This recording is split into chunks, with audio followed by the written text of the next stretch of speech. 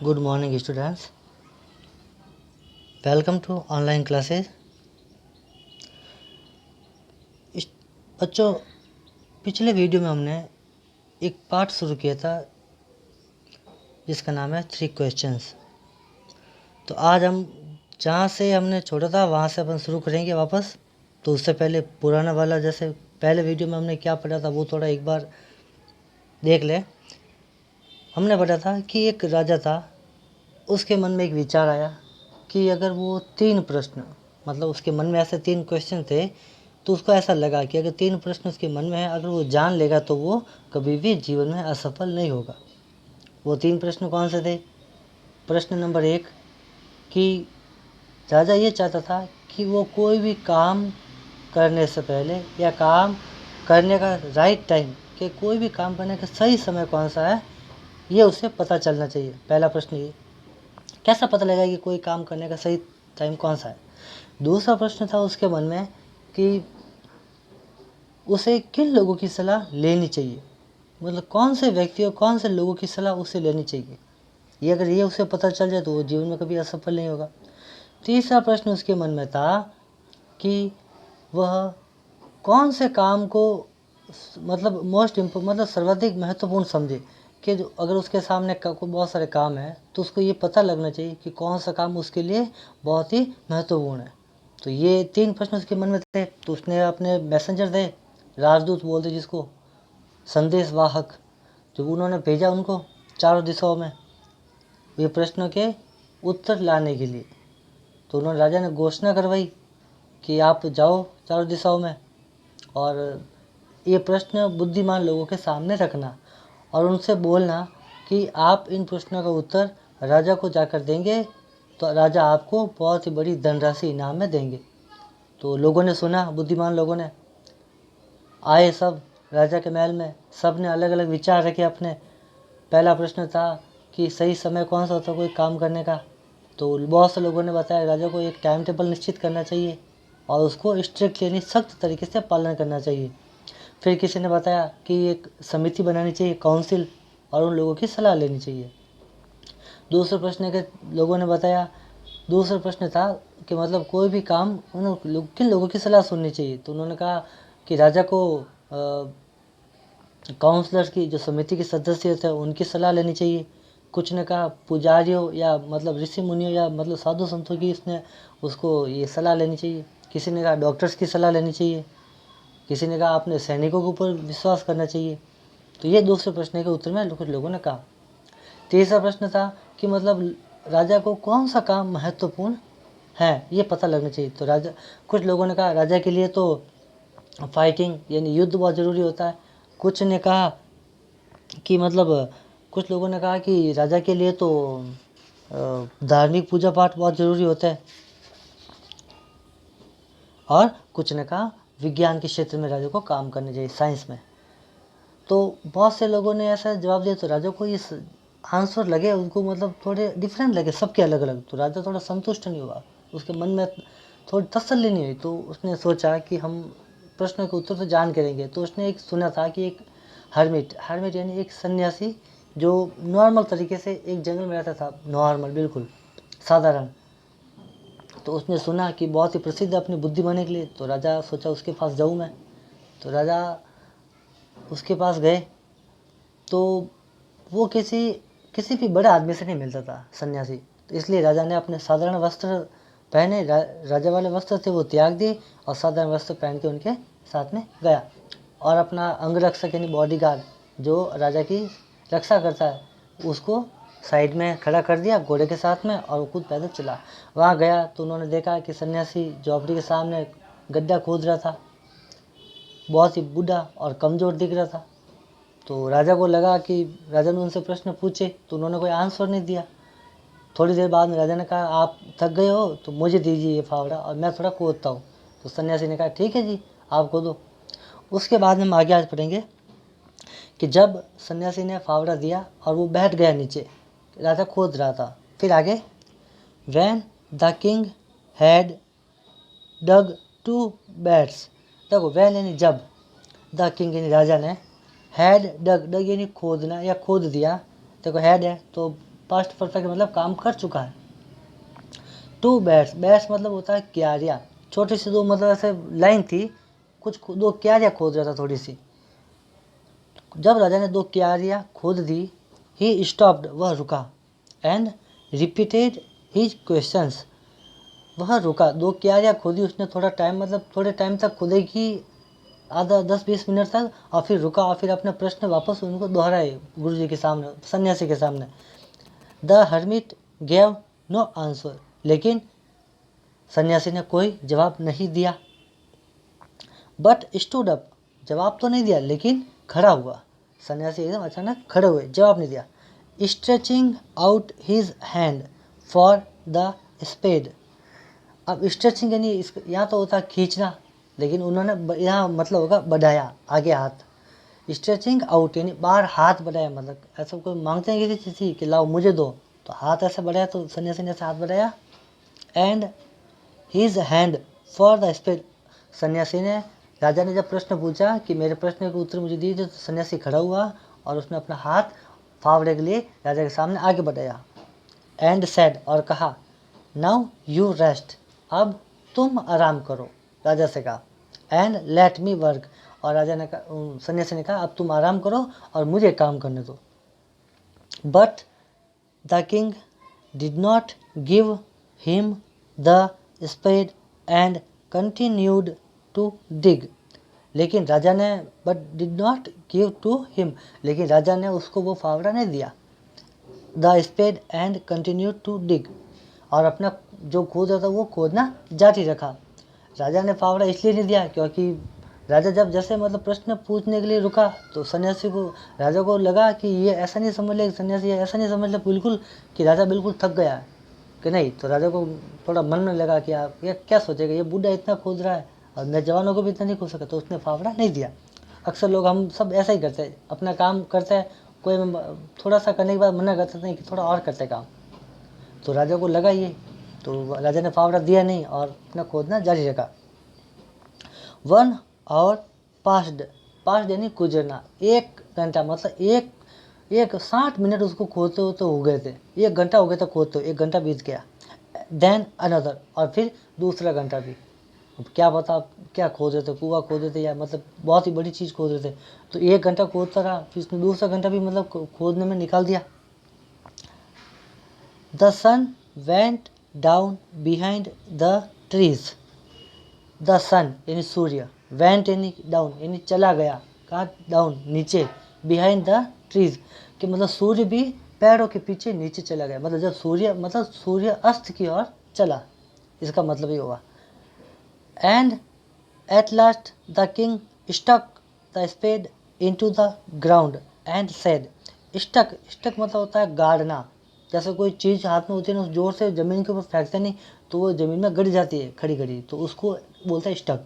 तो राजा ने क्या किया, एट लास्ट अंत में, अंततः राजा ने, the spade, king stuck the spade into the ground and said, राजा ने फावड़ा, राजा पहले रुका, फावड़े को जोर से ज़मीन में गाड़ा और बोला, क्या बोला, आई कैम टू यू, क्या मैं आपके पास आया हूँ, वाइज मैन, बुद्धिमान आदमी, मैं आपके पास में आया हूँ।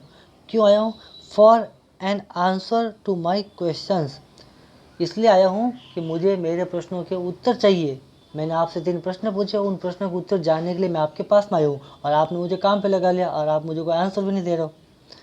If you can give me know answer, if यानी यदि, यू यानी आप, कैन गिव मी यदि आप मुझे, नो आंसर अगर आप मुझे कोई आंसर या कोई उत्तर नहीं दे सकते, टेल मी, और तो मुझे बता दीजिए, मैंने आपसे प्रश्न पूछे आपने अभी तक नहीं बताया, 3-4 घंटे हो गए, तो इसलिए अगर आप प्रश्न का उत्तर नहीं दे सकते तो मुझे बता दीजिए।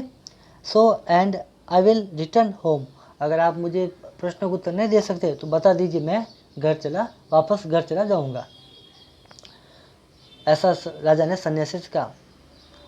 हियर कम्स समवन रनिंग, कि यह तो कोई भागता हुआ, सैड द हर्मिट, सन्यासी ने एकदम अचानक सुना, मतलब देखा या सुना क्या पता उनको, उन्होंने लगा कि here comes someone running, here in यहाँ, कम्स यानी आ रहा है, समवन रनिंग कि यहाँ पर कोई दौड़ते हुए आ रहा है। सन्यासी ने कहा। फिर नीचे देखो आगे, the king turned round and सा। टर्न्ड राउंड यानी टर्न्ड राउंड मतलब राजा पीछे पूरा गोल मुड़ा, मतलब वापस पूरा मुड़ा एकदम। जैसे सामने था सन्यासी तो पीछे आ रहा था, तो उसने पीछे मुड़ के पीछे मुड़ा। एंड सा एंड देखा, क्या देखा?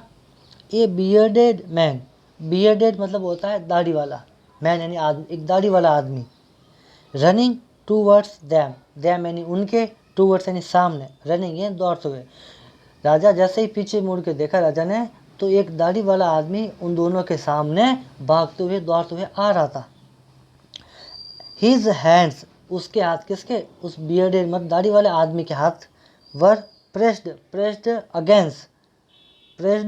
Against his stomach. स्टोमक मतलब होता है पेट, हैंड्स यानी हाथ, अप्रेस्ड है दबाना, तो उसके दोनों हाथ उसके पेट को दबाते हुए मतलब दबाते हुए दिख रहा था वो। ऐसा पता नहीं उसके क्या हुआ था, उसने दोनों हाथ अपने पेट पे रखे जोर से दबा के और दौड़ता हुआ उन दोनों के सामने आया। फ्रॉम विच, कहाँ से दबाया था? From which blood was flowing, मतलब उसने दोनों हाथों से अपने पेट के ऊपर दबा रखा था जहाँ से खून बह रहा था। अब पता नहीं वो कहीं लड़ाई करके आया, युद्ध करके आया किसी से, या पता किसी ने उसको मार दिया हो, तो वो वापस वहाँ पर रुका थोड़ी देर। When he reached the king, he fainted and fell to the ground. When यानी जब, he reached the king, जब वो आदमी दाढ़ी वाला राजा के सामने आया,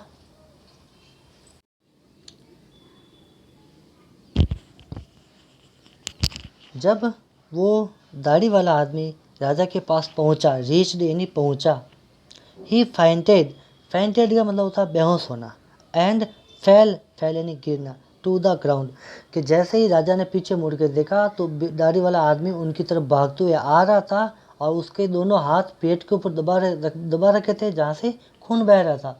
और जैसे ही वो आदमी राजा के पास में आया तो बेहोश होकर जमीन के ऊपर गिर गया। ठीक है। फिर the king and the hermit, राजा और सन्यासी, राजा और सन्यासी, the king and the hermit removed the man's clothing and found a large wound in his stomach. तो जैसे ही वो आदमी राजा के पास में आके बेहोश होकर नीचे गिरा, तो सन्यासी ने और राजा ने उसको पकड़ा, मतलब उसको पकड़ा और उसके क्लोथिंग यानी कपड़े थोड़े मतलब खोले। अब पेट में हाथ दबा रखा था तो उसको लगा कुछ ना कुछ हो गया इसके हाथों में या पेट में। तो जैसे ही उन्होंने उसके कपड़े हटाए तो उनको क्या मिला? ए फाउंड ए लार्ज इन बड़ा, वाउंड यानी घाव, इन हिज स्टोमक यानी पेट में। तो जैसे ही सन्यासी और राजा ने उसके कपड़े हटाए तो उनको लगा कि एक बहुत ही बड़ा घाव उनके पेट में दिखा, उनको मिला।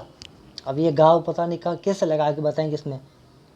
The king washed and covered it, राजा ने उस घाव को धोया, साफ किया, एंड कवर्ड और उसे ढका, इट घाव को ढका, इट यहाँ पर घाव के लिए आया, विथ हिज हैंकरचीफ यानी राजा के पास में एक रुमाल था, तो राजा ने पहले उसके कपड़े हटाए, फिर उसके घाव को साफ किया और फिर अपने रुमाल से उसको ढका, उसको दबा के रखा, क्योंकि आदमी तो बेहोश हो गया था, उसके दोनों हाथ साइड में चले गए, अब खून तो बह रहा, तो राजा ने उसको रुमाल से ढका। But the blood would not stop flowing, लेकिन रुमाल से दबाया फिर भी खून तो निकल रहा था, रुका नहीं, बहना मतलब बंद नहीं हुआ खून तो। The king redressed the wound until at last the bleeding stopped. The king redressed मतलब रीड्रेस्ड मतलब होता है उसको बार बार साफ करना, बार बार दबा के रखना। जैसे थोड़ा खून बहा तो उसको वापस कपड़े से वापस साफ सफाई की, वापस कपड़े लगाए दूसरा, फिर थोड़ा और खून आसपास बिखरा तो उसने मतलब ऐसे करता रहा, वो मतलब उसकी पट्टी करता रहा बहुत देर तक। कब तक करता रहा? जब तक कि eight last the bleeding stop, जब तक कि खून रुका नहीं, तो करता रहा वो लास्ट में बहुत टाइम तक। उसको हर बार उसको घाव को साफ किया, फिर वापस दूसरा कपड़ा लगाया, फिर साफ किया, फिर दूसरा कपड़ा लगाया, ऐसा करते करते लास्ट में वो खून रुका।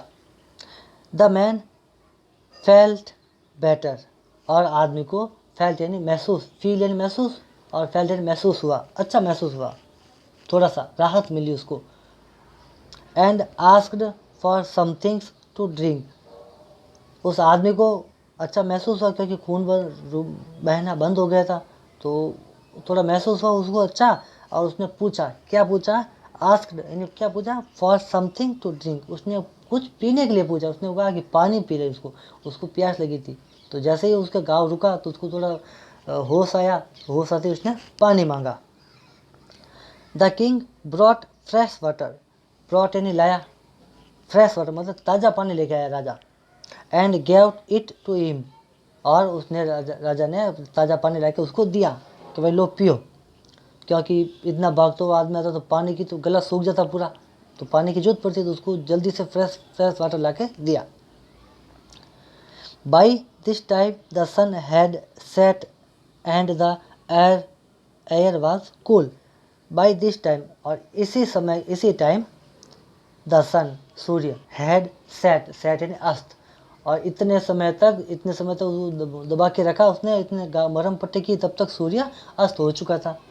एंड एयर वाज कूल, और हवा बिल्कुल ठंडी हो गई, क्योंकि देखो सूर्य जब होता है तो गर्मी होती है, तो हवा थोड़ी धूप पड़ती है तो गर्मी होती है मौसम में, जलवायु में। लेकिन जब सूर्य अस्त हो गया, रात हो गई, तो ठंडी हवा बहने लगी, क्योंकि जंगल था तो जंगल में तो हवा ठंडी रहती बिल्कुल। फिर आगे, the king with the hermit's help carried the wounded man into the hut and laid him on the bed.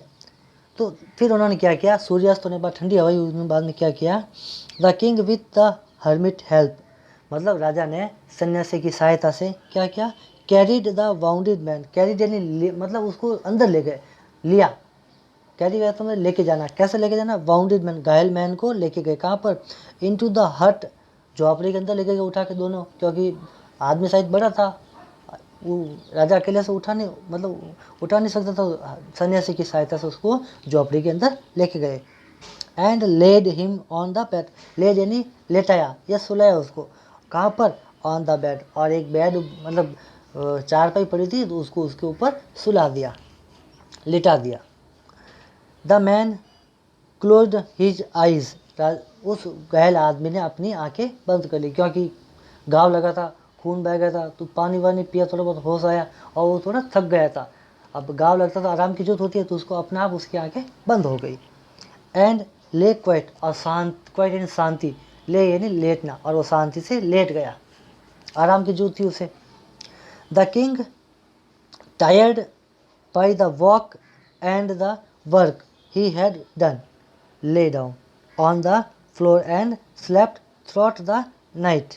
मतलब the king tired by his walk and the work, वह राजा अपने काम और चलने की वजह से, क्योंकि घोड़ा दूर खड़ा करके आया था तो इतना पैदल चल गया, राजा का भी इतना पैदल चलता नहीं है, और इतना पैदल चल के आया, फिर बाद में उसने तो काम किया, फिर मरहम पट्टी की, तो वो राजा बहुत थक गया था। वर्क ही हैड डन, जो उसने काम किया था दिन भर, इससे वो बहुत थक गया था।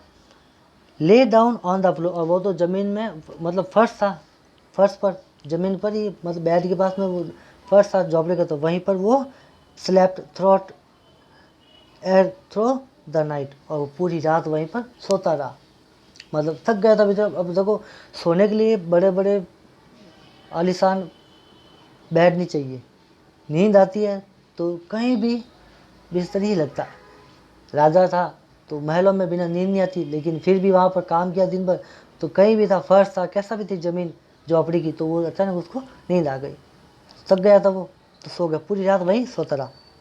वैन ही अवॉक, जब वो जागा, मतलब जगा, आँखें नींद खुली उसकी राजा की, it was several minutes before he could remember, मतलब जब वह जगा, इट वॉज सेवरल मिनट्स, मतलब उसको कुछ ही मिनट हुए थे, बिफोर ही कुड रिमेंबर, उसको कुछ ही मिनट पहले क्या याद आया, वह उठा और कुछ मिनट बाद ही उसने क्या याद आया कि वेयर ही वॉज, वह कहाँ है, क्योंकि राजा सुबह से मतलब वह पैदल गया, काम किया बहुत सारा, फिर उस आदमी को देखा, डरा हुआ आदमी आया, घायल, उसको पट्टी वट्टी की, इतना करने के बाद वो सो गया थका हुआ, और सोने के बाद वापस जब उठा तो उसको थोड़ा टाइम लगा, मिनट 2-3 मिनट लगे सोचने में कि वो कहाँ पर है, वेयर ही वॉज, और वो कहाँ पर है, और हु द स्ट्रेंज, मतलब जो अनजान आदमी था नहीं, वो जिसको नहीं जानता था वो आदमी दाढ़ी वाला man, laying on the bed was, और जो आदमी सो रहा था बेड के ऊपर वो कौन है।